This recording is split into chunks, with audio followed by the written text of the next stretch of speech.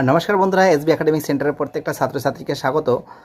আমাকে কিছু ছাত্রছাত্রী প্রশ্ন জিজ্ঞাসা করেছে যে স্যার আপনি কখন ঘুম থেকে ওঠেন এবং কখন ঘুমাতে যান। তো দেখো, সত্যি কথা বলতে আমি টিউশনি পড়াতে যাই এই সন্ধ্যা ছটা থেকে রাত 10:30 পর্যন্ত আমার ক্লাস থাকে। 10:30টার পরে আমি কিন্তু ঘরে আসি, আসার পরে কিছু খাবার দাবার খেয়ে আবার অনলাইনে ক্লাস আছে, কিছু অনলাইনে ক্লাস হয়তো করি, মাঝে মাঝে করি না। তো দেখো, 10:30টার দিকে এসে খাবার দাবার খেয়ে নিই।